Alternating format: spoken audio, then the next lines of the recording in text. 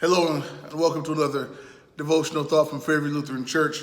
As we get ready to celebrate the festival of Pentecost, you might be questioning or wondering why it's called Pentecost instead of something else. It has to do with the 50 days after Easter, and it's not a random number. It's actually what God commanded. In Leviticus 23 verse 16, we hear him say, "Count all 50 days up to the day after the seventh Sabbath, and then present an offering of new grain to the Lord."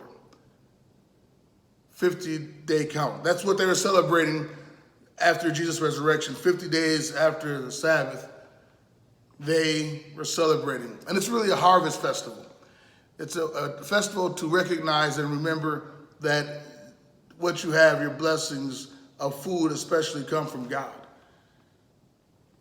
I grew up in a city where food was in the grocery store.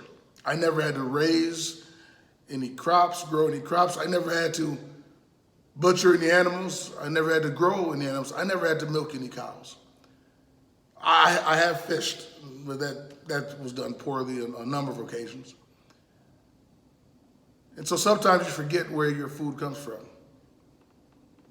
And even in times like we have now, or when there's a famine or some kind of drought, and you see the workers behind the raising and the growing of the crops, and you realize that there are farmers and that there are ranchers that are behind those things, and you appreciate them more. But even they aren't the reason for the food that you have. It is God Almighty who blesses us with a world that is able to produce food, that the ground can grow plants, that there are animals that we are able to eat, and that all of that is thanks to God.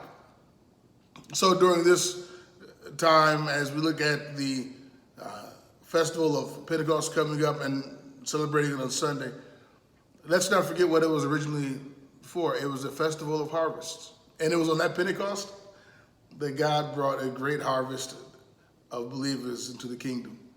And so may God bless us as we sow and as we water and let God grow the harvest. May God bless your day.